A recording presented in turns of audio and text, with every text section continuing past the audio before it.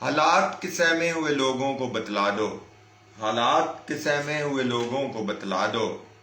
حالات بدل جاتے ہیں ٹھہرا نہیں کرتے۔ کشمیر کی جلتی ہوئی وادی اور چنار کے درختوں سے اٹھتا ہوا دھواں، گرتی ہوئی لاشیں اور ماؤں بہنوں کے سر سے کھینچی جانے والی رداؤں سے کشمیر کی آزادی کی تحریک کو کم نہیں کیا جا سکتا۔ انڈیا اپنے آئین کے آرٹیکل 371 کو بدل لے یا آرٹیکل 370 کو بدل لے، لیکن اس کے اندر چلنے والی آزادی کی تحریکیں ختم نہیں ہوں گی، کیونکہ آزادی کی تڑپ دلوں میں ہوتی ہے۔ آزادی کی تڑپ، غلامی سے نجات حاصل کرنے کی تڑپ انسانوں کے دلوں اور دماغوں میں ہوتی ہے۔ نہ تو وہ گولیوں سے روکی جا سکتی ہے، نہ وہ دبانے سے دبائی جا سکتی ہے، نہ وہ کسی حکمران کے یزیدی فعل سے اس کو روکا جا سکتا ہے۔ آزادی تو ایک باد صبا ہے، آزادی تو ایک اڑتا ہوا پرندہ ہے جسے قید نہیں کیا جا سکتا۔ آزادی تو ایک ہوا کا جھونکا ہے جسے روکا نہیں جا سکتا۔ ہم سارے پاکستانی اس وقت اپنے کشمیری بھائیوں کے ساتھ کھڑے ہیں اور دل و جان سے کھڑے ہیں، لیکن اس وقت سب سے اہم بات یہ ہے کہ ہم پاکستانیوں کو انڈیا کے لداخ اور جموں کے انضمام یا الحاق کے فیصلے کے اوپر انتہائی گہرائی سے غور و خوض کرنے کی ضرورت ہے۔ انڈیا نے یہ فیصلہ یہ سوچ کر کیا ہوگا کہ شاید اس طرح وہ پاکستان کی دریاؤں کے پانی کے اوپر قبضہ کر کے پاکستان کی زراعت کو بے آباد کر دے گا اور زمینوں کو بنجر صحراؤں میں بدل دے گا۔ انڈیا نے یہ فیصلہ یہ سوچ کر کیا ہوگا کہ اس فیصلے سے وہ اسرائیل کے ماڈل کے اوپر فلسطینیوں کے بچوں، عورتوں،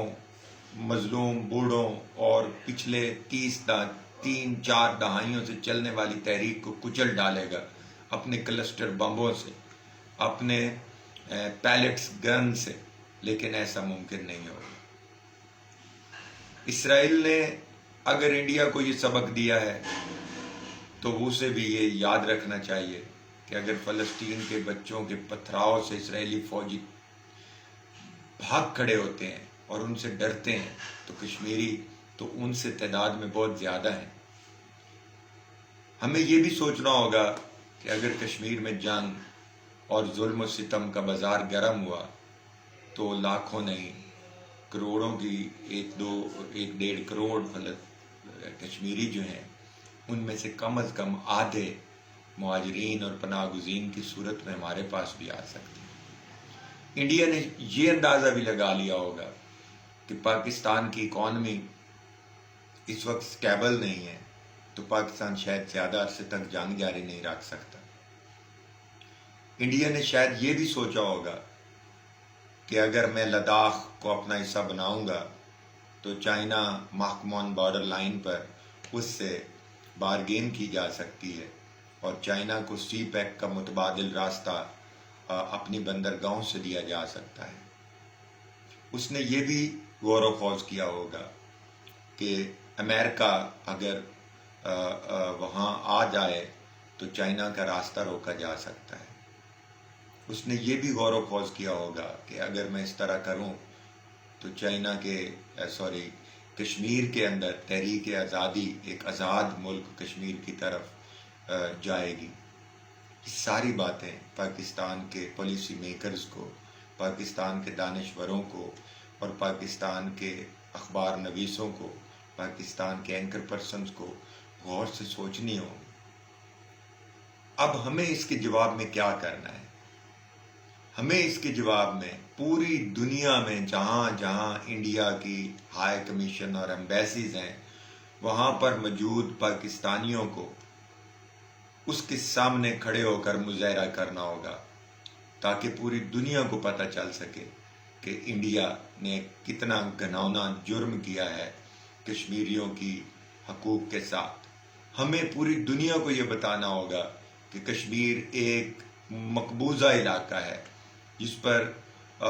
you N O security council کی 2 قراردادیں موجود ہیں کہ کشمیریوں کو حق رائے دہی اور حق خود ارادیت دیا جائے کہ وہ خود فیصلہ کریں کہ انہوں نے انڈیا کے ساتھ رہنا ہے یا پاکستان کے ساتھ رہنا ہے۔ اسی طرح ہمیں اپنے دوست ممالک خصوصاً چائنا، ایران، رشیا اور مڈل ایسٹ کے جو بادشاہتیں ہیں مسلمان ممالک جو ہیں ترکی، ان ملکوں سے ہمیں یہ سپورٹ حاصل کرنی ہوگی کہ جنگ کی صورت میں اور اقوام متحدہ کے اندر وہ ہمارے ساتھ کھڑے ہوں۔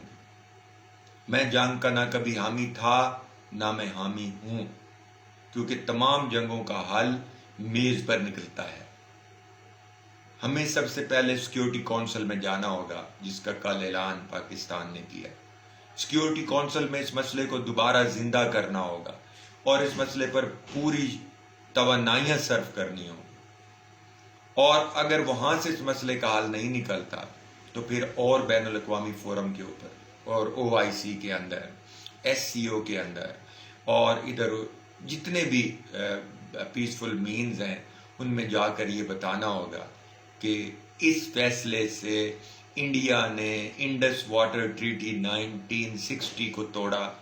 اس فیصلے سے انڈیا نے تاشکند معاہدے کو توڑا، اس فیصلے سے انڈیا نے سملہ ایگریمنٹ 1972 کو توڑا، اس فیصلے سے انڈیا نے